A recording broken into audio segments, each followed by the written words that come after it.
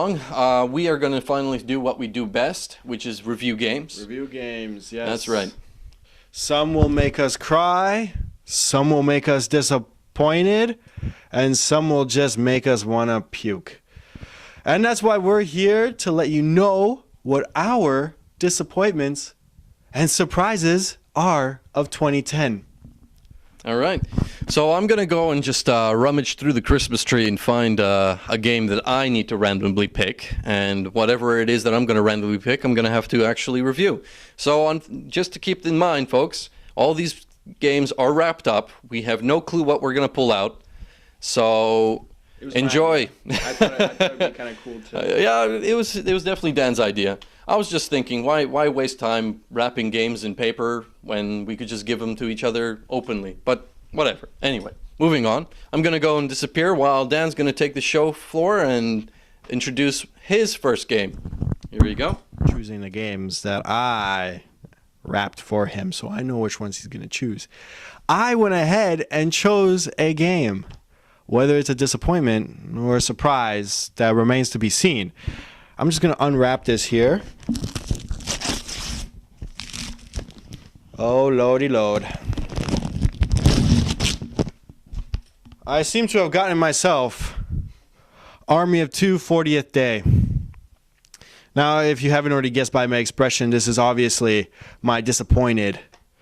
You know, I got this game, and it was fun for the most part, but the graphics were lacking. The load times were horrendous. I mean, you had to wait at least 2 minutes for anything to load. There's really no multiplayer. You play, I think the max you could play is up to 4 players, and against bots. So there's really nothing great to say about this. I would say, you know, for me, it's definitely a 4 out of 10. I mean, there's nothing else to say about it. I'm kind of disappointed right now. It's making me sad. It's taking the Christmas spirit away from me. I'm kind of hoping Dustin will get back soon. Yeah. Oh, I grabbed mine. Why is there wrapping paper on the floor? What the hell did you do while I was away? I went ahead and chose a game already. Well, then at least tell me what it was. It was Army of Two 40th Day. Oh, fuck. Okay, well, whatever. Anyway, in any case, I grabbed this one. I don't know what it is. Well, you will hold this then, and I will go find another game. Okay, thanks, man. All right, so, ladies and gentlemen, I picked this one out, and I'm about to find out what it is soon enough, once I struggle with this crap. Oh, my lord. Okay, I have much to say about this, but I'm going to try to condense it as much as possible. Ladies and gentlemen, FableIII. FableIII, to many of you, may be considered an empty promise. Lionhead Studios decided that they didn't need to improve the graphic engine much, and they certainly didn't need to actually improve in the gameplay as a whole. They did actually come up with some interesting concepts, such as the map grid system, which allows you to look in the entire world of Bowerstone or any of the other locations and basically quick travel in those areas, which shortens the amount of time it takes to get from point A to point B. But unfortunately, the gameplay mechanics are very simplified. You have the option of using a pistol, a rifle, a sword, an axe, you know, the standard variable weapon types that were featured in the first 2 games. Unfortunately, this game almost basically is like a tie-in to 1 and 2, which makes the 3rd digit. That's pretty much what I have to say about this game. This game basically summarizes that when you do not feel the need to put effort into something that you started with, and you're just going to milk the fucking cow, this is what comes out. This is where the cow shits this thing out of its bowels. And thank you, ladies and gentlemen, and Merry Christmas to Santa Claus for getting me this piece of crap game for this year. I give this game a 4 out of 10, largely because I had expectations. And that's not my fault. That's Lionhead Studios' fault. So, here we have it. Oh, and let's not to mention, the leveling system's so simplified that it's an insult. All right, well, that was my game of disappointments for 2010, obviously. Whoa, what's... I knew I smelled something, but... Yeah, this is some nasty funk. I'm sorry, man. Santa Claus decided to screw me with a lump of coal, which is Fable 3. What did you do to get that? I don't know. Maybe I smacked someone in the face or something. I don't know.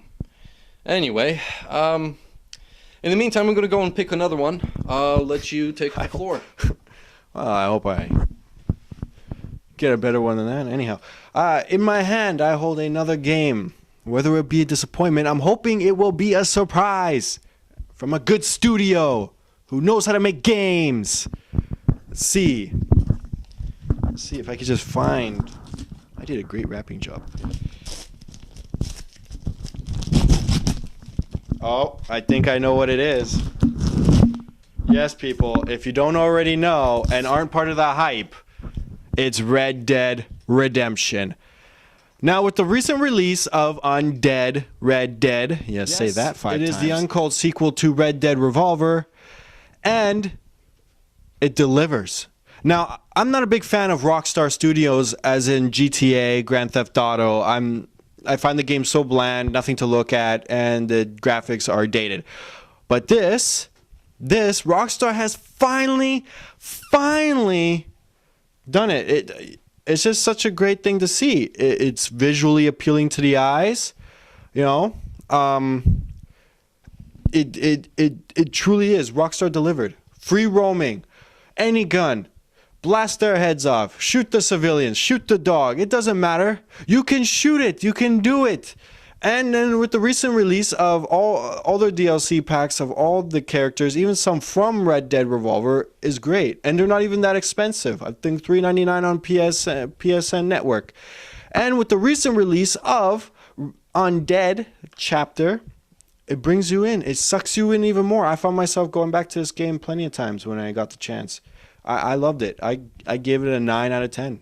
9 out of 10. Nothing more to be said. It's a great game.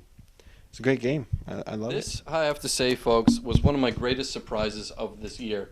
Now, many of you may or may not be a fan of Transformers, but I certainly am.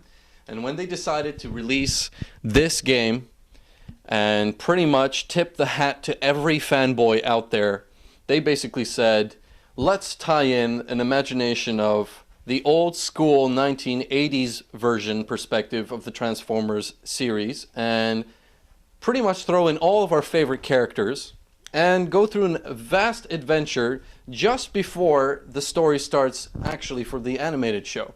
So this is called Transformers War for Cybertron. Now this is basically focusing obviously in the Cybertronian space, and where the Decepticons and the Autobots are pretty much in a full-scale war.